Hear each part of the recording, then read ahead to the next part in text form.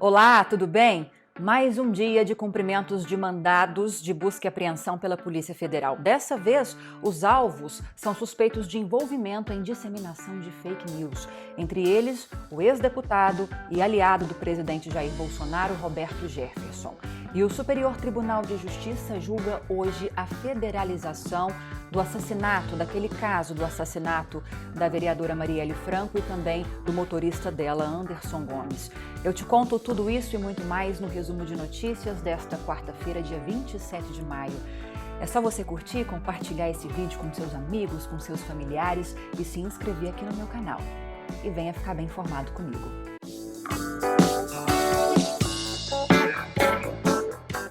A Polícia Federal cumpriu hoje pela manhã 29 mandados de busca e apreensão no chamado inquérito das fake news, que investiga ofensas, ataques e ameaças a ministros do Supremo Tribunal Federal e também a familiares desses juristas. Os mandados foram expedidos pelo ministro Alexandre de Moraes em São Paulo, Rio de Janeiro, Distrito Federal, Mato Grosso, Paraná e Santa Catarina. Entre os alvos da operação está o ex-deputado federal, atual presidente nacional do PTB e um dos mais ferrenhos aliados do presidente Jair Bolsonaro, Roberto Jefferson. Inclusive, essa foto que eu estou mostrando para você é citada nessas investigações das fake news e, segundo o ministro, essa imagem é apontada como uma ameaça à democracia. Já nessa outra postagem de hoje, do ex-deputado, do Roberto Jefferson, ele mostra fotos do mandado de busca e apreensão, do qual ele foi alvo, critica o ministro Alexandre de Moraes e fala em censura. Além do Roberto Jefferson, também foram alvos desses mandados de busca e apreensão o empresário e dono da Havan, Luciano Hang, o blogueiro Alan dos Santos e a ativista Sarah Winter, dentre outros investigados. A investigação também aponta uma suposta ligação dos filhos do presidente Jair Bolsonaro, do Carlos e do Eduardo, nesse esquema de disseminação de notícias falsas. 8 deputados bolsonaristas, sendo 6 deputados federais e 2 estaduais por São Paulo, que não foram alvos desses mandados de busca e apreensão, vão ter que prestar depoimento num prazo de 10 dias, segundo determinação do Alexandre de Moraes. O mesmo ministro também determinou a quebra de sigilos bancário e fiscal desses empresários que são alvo dessa operação em busca de encontrar aí quem são os financiadores desse esquema de fake news e também o bloqueio de contas bolsonaristas em redes sociais que, segundo o Alexandre de Moraes, contribuem para a disseminação do ódio. Ao longo do dia, várias foram as manifestações desses alvos dessa operação, principalmente nas redes sociais. Eu vou falar agora sobre aquelas investigações que ontem culminaram numa operação da Polícia Federal, que, dentre outros materiais, recolheu celulares e também computadores do governador do Rio de Janeiro, Wilson Witzel. Essa operação, os desdobramentos dessa operação continuaram repercutindo até essa quarta-feira. Eu contei para você sobre esse trabalho da polícia ontem aqui no Dose de Notícias.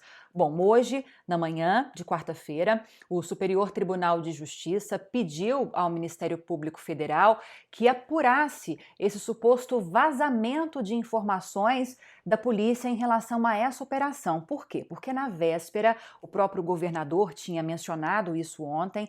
Na véspera, a deputada Carla Zambelli deu uma entrevista à Rádio Gaúcha em que disse que estavam por acontecer algumas operações da Polícia Federal com a mesma finalidade. Aí, por conta disso, criou-se essa possibilidade de vazamento de informações não só à deputada, mas também a outros deputados.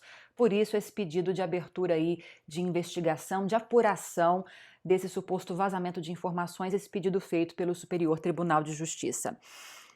A Carla Zambelli nega qualquer envolvimento com um suposto vazamento de informações da Polícia Federal. E ainda ontem, o governador Wilson Witzel e o senador Flávio Bolsonaro trocaram várias acusações, também a nível de rede social. O Witzel chegou a pedir a prisão do senador e o senador, por sua vez, disse ter se arrependido de ter apoiado o governador durante a campanha eleitoral em 2018.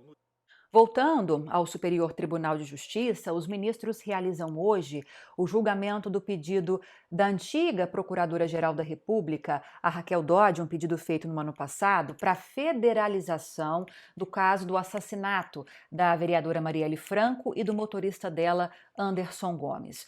Hoje, na prática, como que funciona? Hoje as investigações são conduzidas pela Polícia Civil e também pelo Ministério Público do Rio de Janeiro, 2 órgãos do Rio de Janeiro. Se for aprovado esse pedido da Raquel Dodge de federalização, significa que essas investigações vão passar para a esfera federal, ou seja, vão ser conduzidas pela Polícia Federal e pelo Ministério Público Federal. Agora são 18 horas e 17 minutos, eu ainda não tenho um resultado dessa votação, então eu fico de trazer todas as informações sobre esses resultados amanhã, tá bom? Só um adendo, lembrando que a família da Marielle é contra a federalização do caso. Vou trazer agora informações sobre o avanço da Covid-19. Nessa quarta-feira, o Brasil já ultrapassou os 399 mil casos confirmados da doença e já são mais de 25 mil mortes. Hoje à tarde, o governador de São Paulo, o João Dória, apresentou um novo programa de flexibilização da quarentena no estado. Quarentena essa que vai ser prorrogada, segundo ele, por mais 15 dias. Esse programa prevê a criação de 5 categorias graduais de isolamento social. Cada categoria vai ser determinada por uma cor, segundo esse programa, e os prefeitos, caberá aos prefeitos de cada cidade avaliarem as situações das suas localidades, segundo o sistema de saúde, a estruturação desse sistema de saúde e também um avanço da Covid-19, determinarem qual dessas categorias vai ser a mais indicada para as suas cidades. Ainda durante a entrevista coletiva, o governador e o prefeito Bruno Covas, o prefeito da capital paulista, falaram sobre a possibilidade de reabertura parcial do comércio na capital, mas não ficou claro se essa reabertura já vai ser feita a partir da semana que vem. Falando agora do auxílio emergencial de R$ 600, ontem, durante uma coletiva de imprensa, o ministro da Controladoria Geral da União, Wagner Rosário, disse ter a pasta identificou pelo menos 160 mil fraudes em relação aos benefícios. Segundo o Wagner Rosário, entre esses cadastros que chegaram a ser aprovados, tem até gente com domicílio fiscal no exterior. O Wagner disse ainda durante essa entrevista coletiva que, além dessas apurações, dessas investigações, a CGU, a Controladoria, também apura possíveis irregularidades na compra e na aquisição de respiradores por estados e municípios. Eu falo agora de 2 prazos importantes que terminam nesta quarta-feira. Um deles é o prazo para o presidente Jair Bolsonaro sancionar aquele projeto de ajuda financeira a estados e municípios. Lembrando que há impasses em relação aos vetos que o presidente já disse tem intenção de fazer. Até agora passou um pouquinho de 6h15, já são 6 horas e 25 minutos. Eu não tenho ainda uma posição em relação a essa sanção, não foi publicada ainda no Diário Oficial da União, então amanhã eu trago todas as informações para você sobre esse assunto, tá?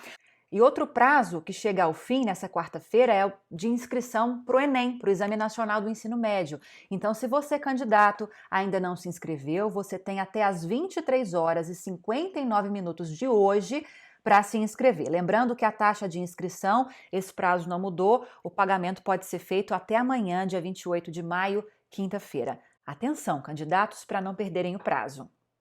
E por hoje é só. Se você gostou do resumo de hoje, te peço para curtir, compartilhar esse vídeo e se inscrever no meu canal. Trago mais notícias amanhã e conto com você.